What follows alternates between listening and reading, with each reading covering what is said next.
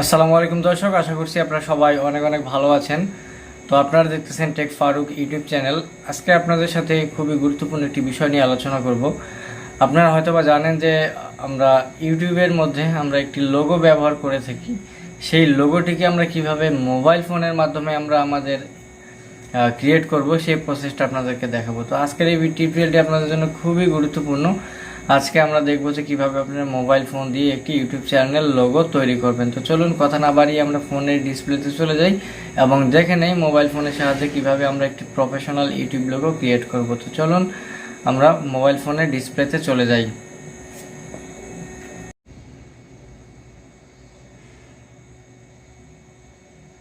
আসসালামু আলাইকুম দর্শক, আশা করছি আপনারা সবাই অনেক অনেক ভালো আছেন। তো আপনারা দেখতেছেন টেক ফারুক ইউটিউব চ্যানেল। আজকে আপনাদের সাথে খুবই গুরুত্বপূর্ণ একটি বিষয় নিয়ে আলোচনা করব।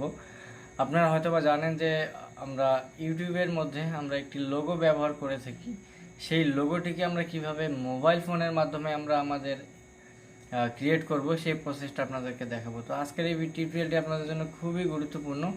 আজকে আমরা দেখব যে কীভাবে আপনার মোবাইল ফোন দিয়ে একটি ইউটিউব চ্যানেল লোগো তৈরি করবেন। তো চলুন কথা না বাড়িয়ে আমরা ফোনের ডিসপ্লেতে চলে যাই এবং দেখে নেই মোবাইল ফোনের সাহায্যে কীভাবে আমরা একটি প্রফেশনাল ইউটিউব লোগো ক্রিয়েট করব। তো চলুন আমরা মোবাইল ফোনের ডিসপ্লেতে চলে যাই। ভিউয়ার্স, সরাসরি চলে এসেছি ফোনের ডিসপ্লেতে। তো এখন আমি ইউটিউবের লোগো ক্রিয়েট করার জন্য আমি মোবাইল ফোনে ব্যবহার করব পিক্সেল ল্যাব অ্যাপ্লিকেশন। তো আপনারা পিক্সেল ল্যাবের মধ্যে ঢুকে যাবেন। তো ঢোকার পরে আপনাদের সামনে একটা এরকম ইন্টারফেস চলে আসবে। তো এখানে যে নিউ টেক্সট লেখাটি থাকবে, এখানে এসে উপরে দেখবেন যে ডিলেট অপশন, এখানে এই ডিলেট অপশনটাকে আপনারা ক্লিক করে এখানে ওকেতে প্রেস করবেন, ডিলেট হয়ে যাবে। এরপর আপনারা যে কাজটা করবেন, এখানে দেখতে পারবেন উপরে প্লাস আইকন, এখানে প্লাস আইকন, এই প্লাস আইকনটার এখানে ক্লিক করবেন। এখান থেকে আপনারা দেখতে পাচ্ছেন বেশ কিছু আইকন চলে এসেছে। এখান থেকে আপনারা চলে যাবেন শেপ। এখানে যে কোনো কালার আপনার পছন্দ মতো একটি যে কোনো কালারের একটি শেপ নিয়ে নেবেন, ঠিক আছে। তো তারপর এরপর নিচে যদি আপনার স্ক্রল ডাউন করেন, এখানে কালার, অপাসিটি, গ্রেডিয়েন্ট, এখানে আপনারা অনেক কিছুই কিন্তু পাবেন এখানে, ঠিক আছে। তো এখানে আপনার ইচ্ছা মতো এখান থেকে একটি গ্রেডিয়েন্ট আপনার এখানে নিয়ে নেবেন, ঠিক আছে। তো এখান থেকে একটি কালারের গ্রেডিয়েন্ট আমি নিয়ে নিছি। এরপর আমি যে কাজটা করব, আমি আবারও এখানে প্লাস আইকনে ক্লিক করব, আবারও একটি শেপ নিব। তো একটি শেপ নেব। এরপরে এখন এখানে দেখতে পাচ্ছেন এখানে রেডিউস বলে একটা অপশন পাচ্ছেন। এখানে রেডিউসটা আপনারা বাড়িয়ে একবারে আপনার যতটুকু প্রয়োজন ঠিক ততটুকু নেবেন। আমার যেহেতু পুরোটাই গোলাকৃতি নেওয়া প্রয়োজন, সেটার জন্য আমি গোলাকৃতির যে শেপটা আছে সেটাই নিয়ে নেব এবং এখান থেকে আপনারা এটা কম বেশি করে নেবেন, ঠিক আছে। ছোট বড় করে আপনারা আপনাদের মাপ অনুযায়ী করে নেবেন। তো এরপর দেখেন এখানে সব কিছু আমি মিলাই নেই আগে। হ্যাঁ, সব কিছু আপনারা যদি মিলাই নেওয়া হয়ে যায়, তারপর এগুলো এখান থেকে আপনারা এই যে এখানে ক্লিক করে আপনারা জাস্ট লক করে দিবেন, ঠিক আছে।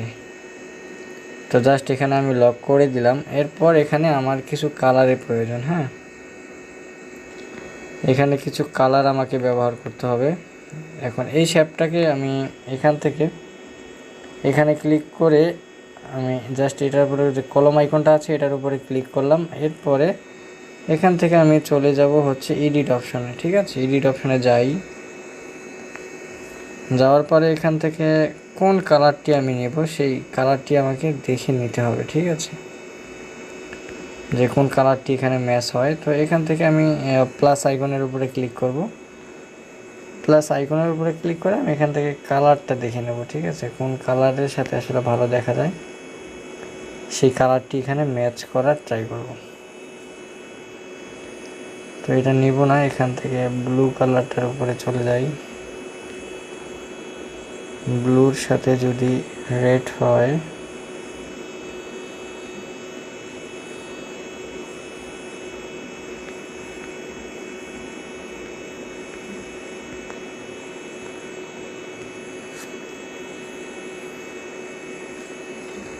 এটাও ভালো দেখা যায় না। তো এখান থেকে আমি চলে যাব পেস্ট যে কালারটা আছে সেই কালারটার উপর। এখানে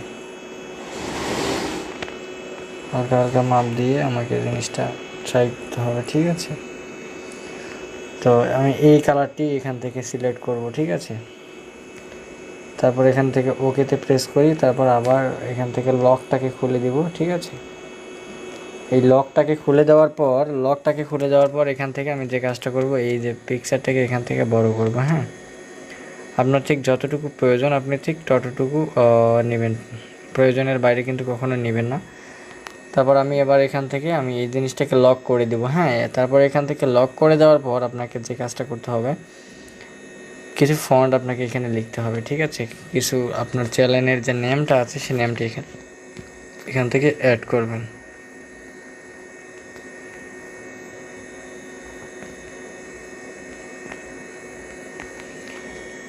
তো আমার চ্যানেলের যে নেমটা আছে সেই নেমটাকে এখান থেকে অ্যাড করে দিতেছি, ঠিক আছে। তারপর এখান থেকে নিচ থেকে চলে যাব ফন্টে। এই ফন্টে এসে আপনারা যদি চান এখান থেকে আপনারা কাস্টম ফন্ট আপনারা ব্যবহার করতে পারেন, ঠিক আছে। আপনারা কাস্টম ফন্ট কিভাবে অ্যাড করবেন আমাদের চ্যানেলে কিন্তু টিউটোরিয়াল দেওয়া নাই, তবে আমি চেষ্টা করব নেক্সট টাইম আপনাদেরকে একটি টিউটোরিয়াল দেওয়ার। এখান থেকে আপনার কোন লেখাটি পছন্দ, তো এখান থেকে আমার ভার্গো লেখাটি আসলে ভালো লাগে, ভার্গো যে লেখাটা আছে সে লেখাটা। তো ভার্গো হচ্ছে আপনার ফন্টের নাম, ঠিক আছে। তারপর এটাকে ছোট করে দিলাম, দেখি কতটুকু আসে।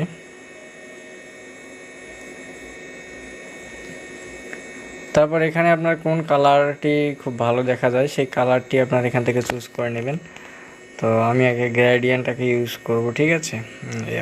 আমি এখান থেকে স্ট্রোকটা অ্যাড করব, দেখি স্ট্রোকটা অ্যাড করার পর কীরকম দেখা যায়।